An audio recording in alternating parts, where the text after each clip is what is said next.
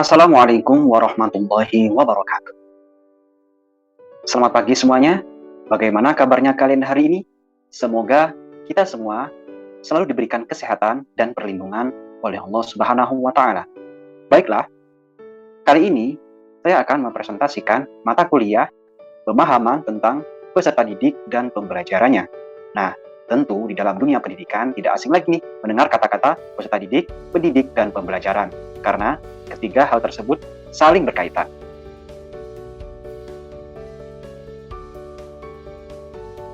Nah, di presentasi kali ini saya akan membahas permasalahan-permasalahan atau problem yang ada pada pembelajaran yang akan dikaitkan dengan teori belajar tentunya.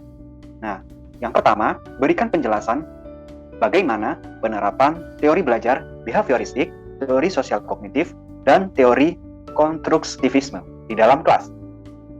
Perlu diketahui bahwasanya teori belajar yang akan kita pelajari kali ini ada 3. Yang pertama, behavioristik. Yang kedua, sosial kognitif. Yang ketiga, konstruktivisme, yang tentunya akan dikaitkan dengan permasalahan-permasalahan dalam pembelajaran tadi.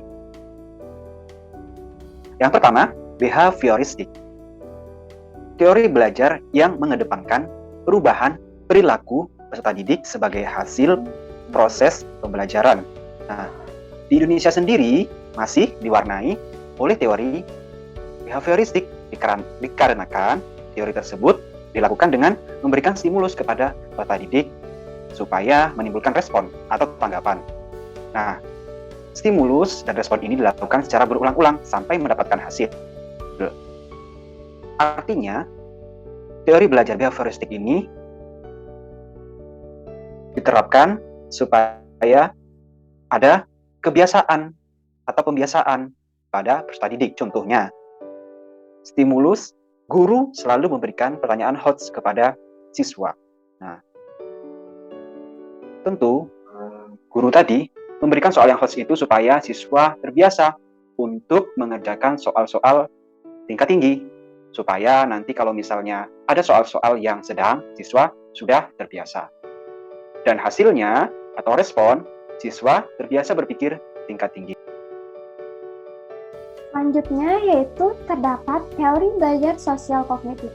Teori belajar sosial kognitif ini merupakan teori belajar yang menambahkan faktor-faktor kognitif seperti keyakinan, persepsi diri, dan ekspektasi pada teori pembelajaran sosial. Albert Bandura mengatakan bahwa teori belajar sosial kognitif ini mengakomodasi kemampuan kognitif manusia dalam berpikir dan belajar melalui pengamatan sosial. Teori ini didasarkan pada proposisi bahwa proses sosial dan proses kognitif adalah sentral bagi pemahaman untuk motivasi, emosi, dan tindakan sosial. Contoh penerapan teori belajar sosial kognitif ini dalam proses pembelajaran yaitu guru dapat menerapkan pembelajaran berbasis socio-scientific issues atau SSI, contohnya mengangkat isu COVID-19 ke dalam pembelajaran IPA pada materi sistem pernapasan dan pembelajaran biologi pada materi virus. Selanjutnya yaitu ada teori belajar konstruktivisme. Teori belajar konstruktivisme ini merupakan teori belajar yang menekankan pembelajar untuk memiliki tujuan guna menemukan pengetahuannya sendiri. Konstruktivisme merupakan aliran filsafat pengetahuan yang menekankan bahwa pengetahuan kita merupakan hasil dari konstruksi diri kita sendiri. Tujuan teori belajar konstruktivisme ini dalam proses pembelajaran yaitu untuk membantu meningkatkan pemahaman siswa terhadap pembelajaran. Aliran konstruktivisme mengatakan bahwa pengetahuan tidak bisa dipindahkan begitu saja dari guru kepada peserta didik. Artinya, peserta didik harus bisa membangun pengetahuannya sendiri berdasarkan kematangan kognitif yang dimilikinya.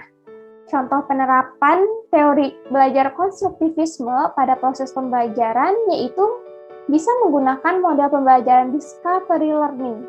Guru juga bisa memfasilitasi siswa untuk melakukan pengalaman nyata, praktek, dan diskusi kelompok sehingga siswa dapat membentuk pengetahuannya sendiri dari kegiatan-kegiatan tersebut. Saya akan melanjutkan untuk pertanyaan kedua, yaitu berikan penjelasan mengenai model-model pembelajaran apa saja yang terbentuk berdasarkan prinsip konstruktivisme.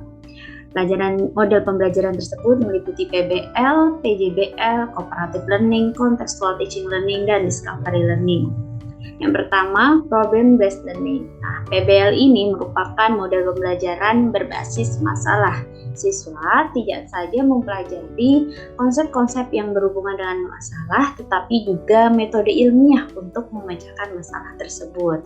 Adapun langkah pembelajarannya, yang pertama, terdapat orientasi siswa pada masalah, kemudian mengorganisasi siswa untuk belajar, membimbing penyelidikan individual siswa maupun secara kelompok, lalu mengembangkan dan menyajikan hasil, dan terakhir menganalisis serta mengevaluasi proses pemecahan masalah. Model yang kedua yaitu Project Based Learning atau PJBL. Nah, PJBL ini merupakan model pembelajaran yang menggunakan masalah sebagai langkah awal dalam mengumpulkan dan mengintegrasikan pengetahuan berdasarkan pengalaman siswa beraktivitas secara nyata. Adapun langkah pembelajarannya, yang pertama menetapkan tema proyek, kemudian menetapkan konteks belajar, lalu merencanakan aktivitas-aktivitas yang akan dilaksanakan, kemudian memproses aktivitas tersebut, serta terakhir menerapkan aktivitas-aktivitas untuk menyelesaikan proyek yang sudah direncanakan sebelumnya. Model pembelajaran selanjutnya yaitu Cooperative Learning. Cooperative Learning merupakan suatu model pembelajaran dengan memberikan tugas kepada siswa yang lebih pandai dalam sebuah kelompok kecil yang hasilnya akan dipresentasikan pada kelompok lain di dalam kelas. Hasil kelompok tersebut kemudian didalami dan ditanggapi sehingga terjadi proses belajar yang aktif dan dinamis. Model pembelajaran selanjutnya yaitu Contextual Teaching Learning. Contextual Teaching Learning atau yang lebih dikenal dengan CTL merupakan suatu pendekatan pembelajaran yang mengaitkan antara materi pembelajaran dengan situasi dunia nyata yang berkembang dan terjadi di lingkungan sekitar siswa. Sehingga siswa atau peserta didik mampu menghubungkan dan menerapkan kompetensi hasil belajar dengan kehidupan sehari-hari mereka. Contextual Teaching Learning ini merupakan model pembelajaran yang berdasarkan prinsip konstruktivisme karena lebih mengutamakan proses pembelajaran dibandingkan hasil belajar. Model pembelajaran CTL ini mengacu pada pembelajaran berbasis masalah, memanfaatkan lingkungan siswa untuk memperoleh pengalaman belajar, membuat aktivitas kelompok, membuat aktivitas belajar mandiri, serta membuat aktivitas belajar kerjasama dengan masyarakat.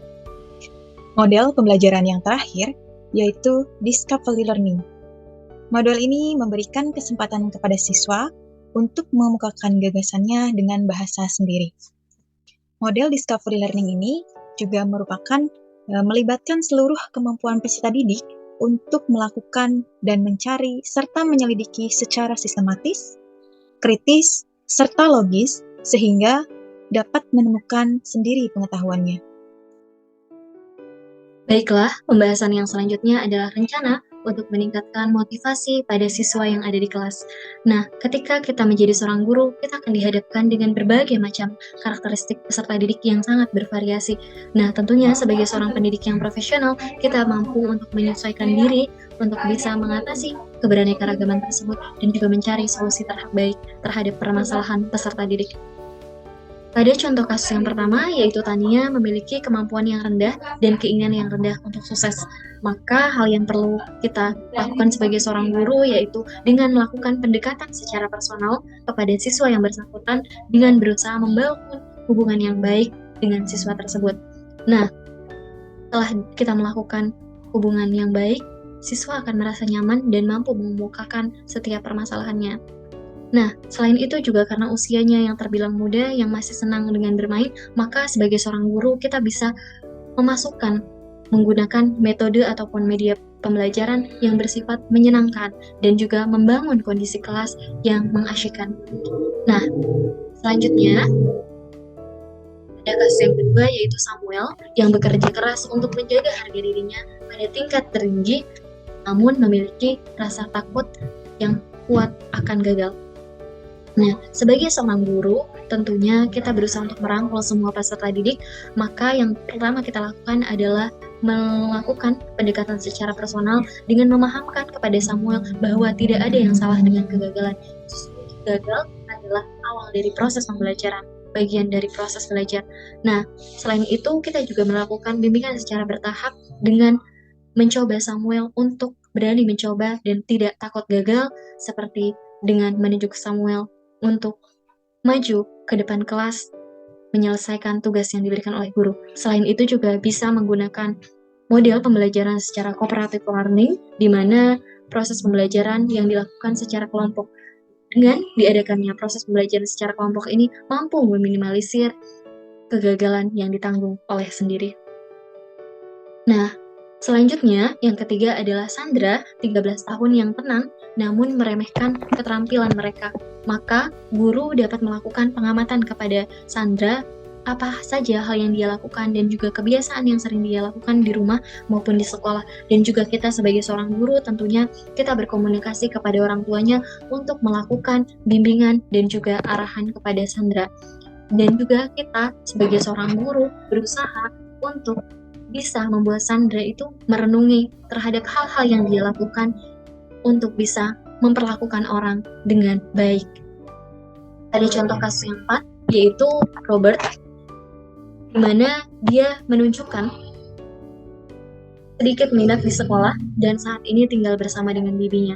Nah, di usianya yang terbilang remaja ini, maka salah satu caranya adalah dengan merangkul dan juga memberikan perhatian kepada Robert karena dia di rumah tidak mendapatkan perhatian dari orang tuanya. Tentunya kita sebagai seorang guru bisa menjadi orang tua yang baik di sekolah.